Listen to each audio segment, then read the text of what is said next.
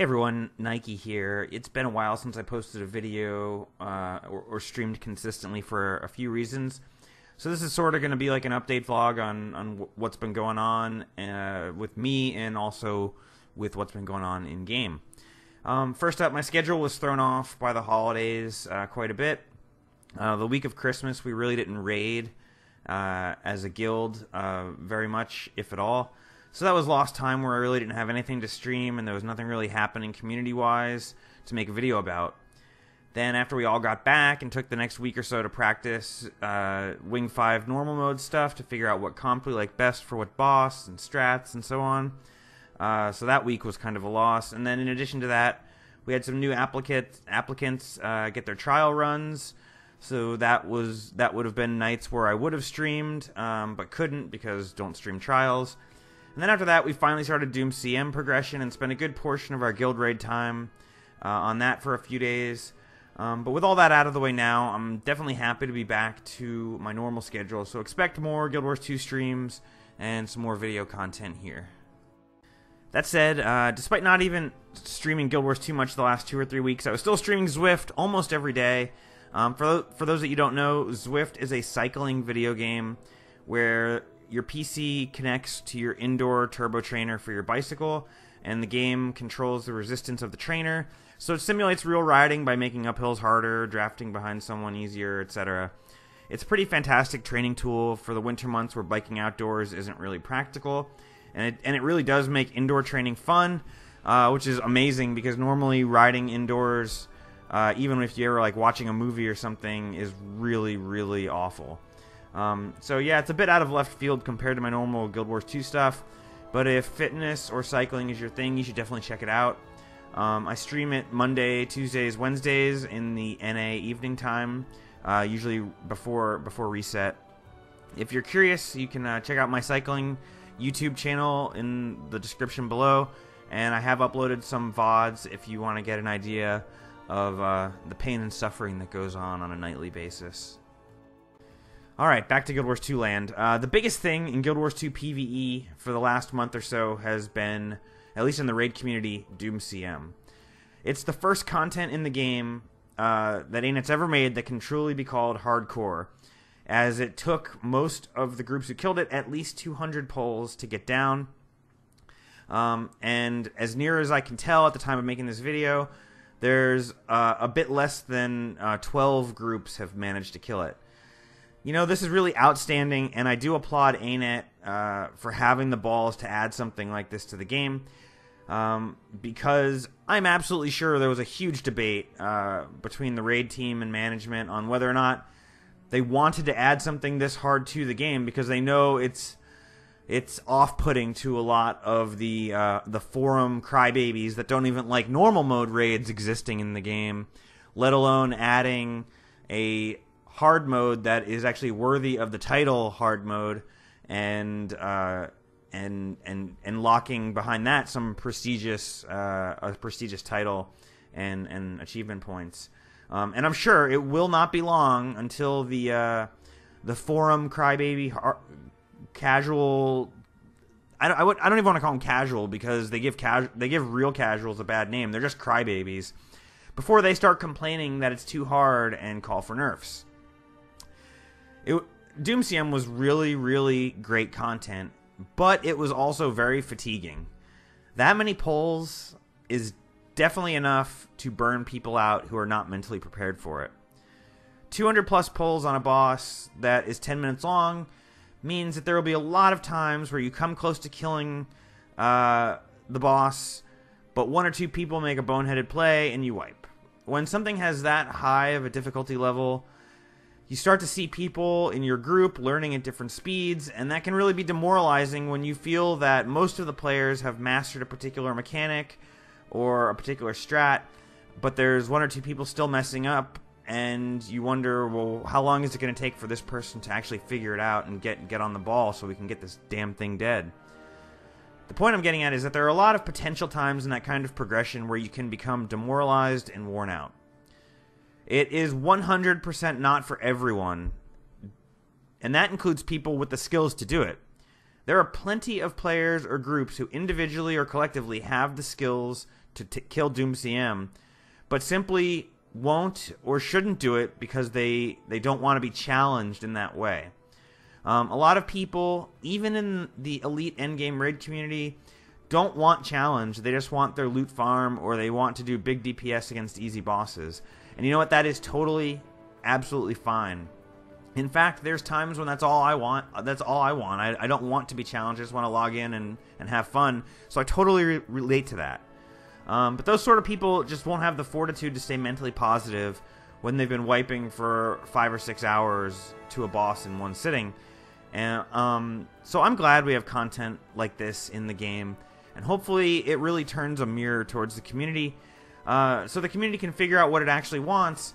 Because on one hand, you have players complaining that there's not enough content or not enough hardcore content, and then they finally get it, and they complain that the content's too hard, or that it's not even fun, or whatever, and it's just it's difficult to figure out what the community actually wants. All right, in regards to our Doom CM progression, we took, by my count, 242 pulls to kill the boss, which was probably a bit way too high. The most painful part is that we had a wipe at 0.1% on like our 50th pull. I think most people in our group expected that if we were that close at pull 50, it wouldn't take too much longer to get the kill, but things don't always work out that way.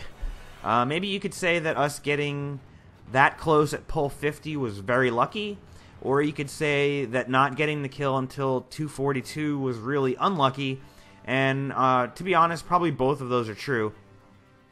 In addition to that 0.1% wipe that really hurt, we had 3 or 4 other wipes below 10% where we got there, but too many of the DPSers were dead. And then we had a few wipes in the teens where we should have had all 10 people alive and everything was going well, but one mistake snowballed and caused a wipe. But eventually we got it, it's done, and I am thankful for that. Okay, switching gears to a new topic. Toxic focusing crystals. Toxic focusing crystals suck. They are expensive and are barely better than the Winter's Day tuning icicles. For example, a Condi Warrior gains a whopping 7 condition damage from toxic focusing crystals compared to the icicles, which is worth a little bit less than 50 DPS. Considering the price of the toxic focusing crystals is almost 3 times more than icicles, there's no time I would ever use toxic focusing crystals unless I was absolutely min-max tryharding. However, but even for tryharding, toxic focusing crystals are terrible. The Writ of Masterful Malice, the scribing thing that gives you 200 condition damage while above 90%, works out to be a little bit more than twice as expensive as the toxic focusing crystals, but potentially about twice as good. Toxic focusing crystals add about 110 condition damage, and if you can keep your scholar buff up, the Writ adds 200 condition damage. Even with 75% scholar uptime, which seems about average for a player in a group, that still equates to a massive gain of around 50 condition damage more, which is a very noticeable DPS gain of between 400 and 500. If you can keep close to 100% uptime, you're looking at a gain of almost 1k DPS. So at this point, it's really impossible to recommend toxic focusing crystals for a Condi build in raids. Either use icicles for casual clears, or use the Writs for tryharding. Toxic and focusing crystals are in between, and to be honest, have no use. Alright, so the last topic I want to touch on is looking ahead, what's going to be coming on in the next month or two. I think most people are expecting a balance patch in the next few weeks. Purely from looking things at a PvE perspective. I'm not getting into PvP or World v World, so please don't comment about that. I highly expect that there will be a change to Alacrity that somehow, however they do it, disincentivizes teams to run 2 Chronomancers. I just have a gut feeling that the direction ANET is going is away from having 2 of any class for support being mandatory. They've already done it with Warrior, and they've done it with Druid. Maybe they'll make Alacrity 10-man. I don't know. But I just feel like they're moving in that direction, and it's the next thing on the chopping block. I uploaded a video about Alacrity, and a lot of people were passionate about the topic, regardless of where their point of view fell on the spectrum. Despite a lot of people being against any change, I still have an expectation that there will be a change. Beyond Alacrity, though, I think PvE balance is actually pretty great at the moment. I mean, we are really at the point where the changes we want to make to the meta builds are really, really minor, like buffing Dragon Hunter by 1k DPS. It would be a change that people would want. And when we're down to the nitty gritty of like one spec only needing like 1k DPS to be like sort of adjusted to its level in the meta, that's pretty good. Since balance is in such a relatively good place, I really hope ANET uses this patch as a chance to leave most of the existing meta builds alone and focus on bringing more fringe builds up to the top. For example, like buff Power Reaper, buff Power Soul Beast or Power Druid, buff Power Spellbreaker, buff Power Herald. I think all of those are specs that the community really wants to exist and be meta. And some of them are pretty close to being good and only need a small push. And these things are things that people want, but they don't want it to be where you nerf one of the existing meta builds to make room for these. They just want these brought up to be an equal option with the others. So like I said, some of these are really close to being good and only need a small push. Others are further off, but ANET has the luxury of being able to make big changes to them since they aren't currently in the meta. It would be great if a month from now we lived in a world where Warrior changed between Condi Berserker and Power Spellbreaker depending on the boss, because the DPS between the two was basically equal and one was better on certain bosses than the other. Or maybe we would live in a world where Power Reaper was pushing out like 34k DPS on small hitboxes and was really capable of playing a pure DPS role, similar to the way Dragon Hunter does now. Beyond balance, Living Story Season 4 Episode 2 is coming probably in late February. Some info leaked that indicates that it will be coming with a new fractal, and that the next raid is scheduled for Living Story Episode 3, which would probably be like end of May. And I think that's pretty good.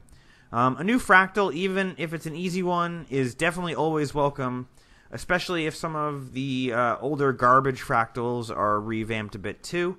Some people might be upset that we aren't getting a new raid wing with Episode 2, but I would just like to point out that by the time Episode 2 drops, it's entirely possible that fewer than 400 people will have killed Doom CM legitimately, and that's being generous. And that really means that a lot of people in the community, the vast majority of the community, hasn't even fully explored the possibilities of Wing 5 by then. So really, I'm more or less fine with 5 months between raid wings, because that's about twice as fast as the rate from last year, and especially if there's legitimately challenging challenge modes, that makes the replayability quite a bit higher.